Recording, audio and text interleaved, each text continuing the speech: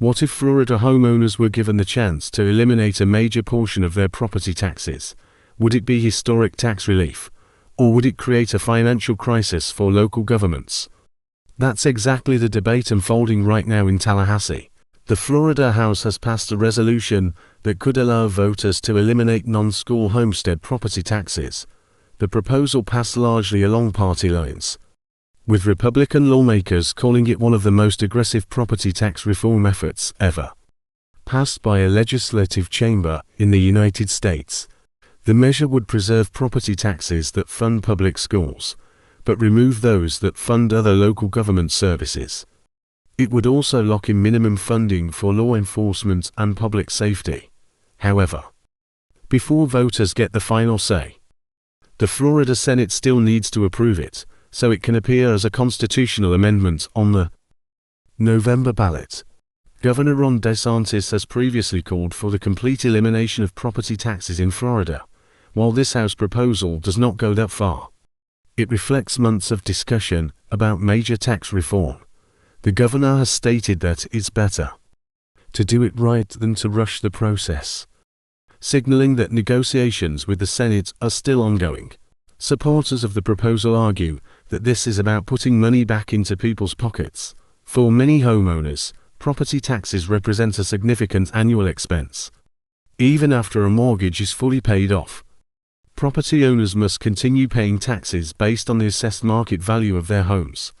As property values rise, so do tax bills, even if the homeowner's income has not increased.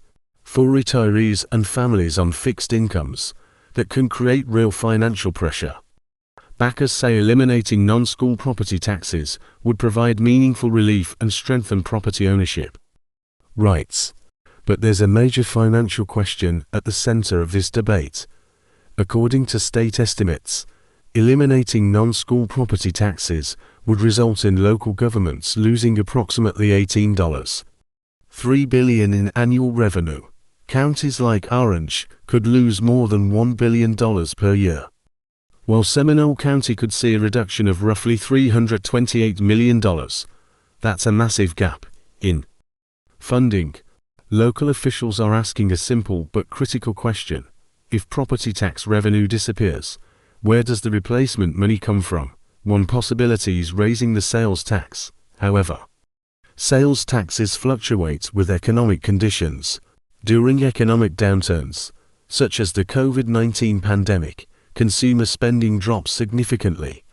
If cities rely more heavily on sales tax revenue, a recession could leave them struggling to fund essential services like police departments, fire rescue, emergency response, road maintenance, and other community programs. Opponents also argue that the benefits of eliminating property taxes may not be evenly distributed. Homeowners with higher value properties would likely see larger savings. Meanwhile, renters would not receive direct tax relief. Critics worry that if governments compensate by raising sales taxes, the financial burden could shift toward low-income residents, who spend a larger percentage of their income on taxable goods. In that scenario, renters and working-class families could end up paying more indirectly. At the same time, supporters counter that government spending itself should be examined.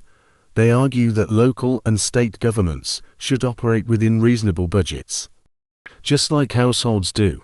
Some believe wasteful spending could be reduced to offset the loss in property tax revenue. Others suggest alternative funding sources, such as tourism-related taxes or reallocating existing surpluses. Politically, this proposal faces another hurdle. In Florida, constitutional amendments require at least 60% voter approval to pass. That is a high threshold. Even if the measure reaches the ballot, it must gain broad bipartisan support among voters.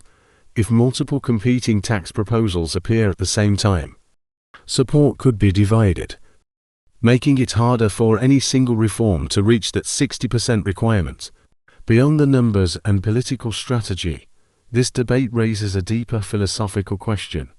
If someone fully owns their home, should they continue paying property taxes every year? Some people view property taxes as a necessary contribution to shared community services. Others see them as an ongoing financial obligation that never truly allows homeowners to own their property free and clear. Property taxes have traditionally been one of the most stable sources of revenue for local governments. They provide predictable funding for schools, law enforcement, fire departments, infrastructure, and public services. Replacing that stability with more volatile revenue sources could introduce financial uncertainty. On the other hand, keeping the system unchanged means homeowners continue facing rising tax bills as property values increase. The next steps are clear. The Florida Senate must decide whether to approve the proposal. If it does, voters will ultimately decide its fate in November. If approved by at least 60% of voters, Florida could undergo one of the most significant property tax reforms in modern American history. If rejected, the debate over property taxes is unlikely to disappear anytime soon. This issue goes beyond party politics. It touches on homeownership, affordability, government responsibility, and economic fairness. Whether you see this proposal as bold reform or a risky experiment depends largely on how you believe communities should be funded and how much responsibility government should have in managing taxpayer money. The question now is not just whether property taxes should be reduced, but whether Florida is ready to fundamentally change how it funds local services, and if the amendment reaches the ballot. The final decision will rest with the voters.